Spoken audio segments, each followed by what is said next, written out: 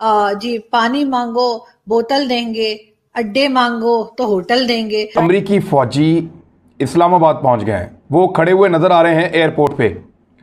ये फौजी पाकिस्तान आ गए हैं और अब पाकिस्तान पे इन्होंने कब्जा कर लिया। अमरीकी फौजियों की आमद कहीं पाकिस्तान के लिए कोई सिक्योरिटी थ्रेट ना हो या यहाँ पर कोई सिक्योरिटी के हवाले से मसला ना हो।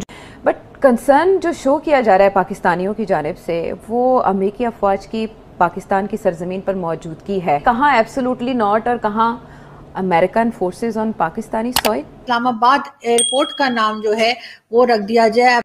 सबसे पहले घबराना नहीं। मीडिया पर अमरीकी और दीगर ममालिक के फौजियों की आमद की तस्वीर जो हैं वो भी तेजी से वायरल हो रही हैं। इन तस्वीर को लेकर मुख्तलिफ किस्म के तबसरे किए जा रहे हैं। सोशल मीडिया पर एक नई बहस छिड़ गई है जिसमें बाज लोगों की जानिब से इस्लामाबाद में अमरीकी फोर्सेस की मौजूदगी पर सवाल उठाए जा रहे हैं। बेशुमार सोशल मीडिया सार्फिन अमरीका को अड्डे ना देने से मुतालिक वज़ीर-ए-आज़म इमरान खान के बयानात पर बहस कर रहे हैं जो कि वो माजी में दे चुके हैं। अमरीकी अफवाज को अफगानिस्तान पर हमलों के लिए अड्डे ना देने और अब इनखला के दौरान अमरीकी फौजियों की इस्लामाबाद आमद के मामले को जोड़कर पेश किया जा रहा है। सवाल ये उठाए जा रहे हैं कि वज़ीर-ए-आज़म ने तो एब्सोल्युटली नॉट कहा था, फिर अब यू टर्न क्यों ले लिया गया? आखिर अमरीकी फौजी और इनके इत्तेहादी फौजियों को इस्लामाबाद आने की इजाजत दी क्यों गई है? माजी की तरह अमरीका और इसके इत्तेहादियों की फोर्सेस अफगानिस्तान से कतर के रास्ते वापस क्यों नहीं जा रहे हैं? इस्लामाबाद में अमरीकी और दीगर ममालिक के फौजियों की आमद से कहीं पाकिस्तान को कोई सिक्योरिटी थ्रेट तो नहीं होगा? इस सारे मामले पर हम बात करेंगे, जानेंगे कि वज़ीर-ए-आज़म इमरान खान के माजी के बयान के अमेरिका को अड्डे नहीं पाकिस्तान।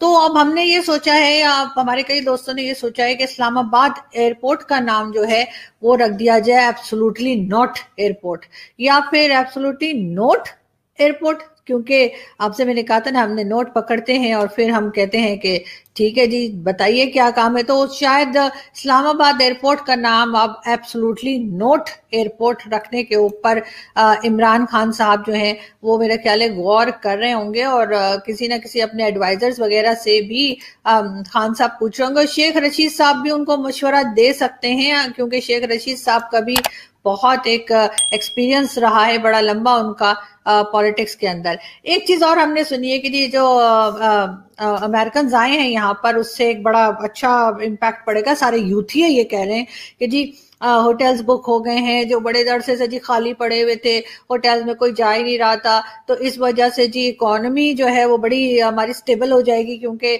इतने सारे लोग जो हैं वो आके यहाँ पे 3-3,500 लोग जो हैं वो आकर रुकेंगे होटल्स के अंदर, बल्कि शायद उससे भी कहीं ज्यादा आएंगे और होटल्स में रहेंगे तो जाहिर है कि फिर उनको बिल भी देना पड़ेगा, उनको होटल का बिल भी पे करना पड़ेगा, खाने पीने का भी। और साथ ही साथ ये भी होगा कि अगर अब जो बाइडेन ने कॉल ना किया ना तो फिर हम किराया बढ़ा देंगे जी, भाड़ा। वैसे भी आपको पता ही है कि खान साहब पहले ही जो है वो इतनी चीजों में फंसे हुए, उन्होंने अपना पीएम हाउस भी भाड़े पे देना है, फिर मुर्गियां, कट्टे, अंडे, बकरियां, दुम्बे और क्या क्या चीजें उन्होंने आपको बिजनेस तो बताए थे ना बहुत सारे, तो उसी में से शायद एक बिजनेस ये भी निकल कर आ जाएगा।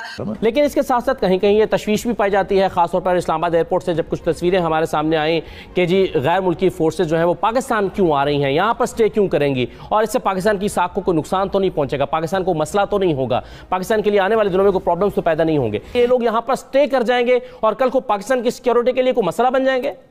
अब ऐसे तो नहीं होगा ना, उनको यहाँ लाके हमने छोड़ थोड़ी देना है। वो यहाँ पर किसी ऐसी जगह पर रहेंगे जिसकी निगरानी होगी, उनकी आमदोरफ्त के ऊपर साफ ज़रा कदगन होगी, वो अपनी मर्जी से कहीं जा नहीं पाएंगे।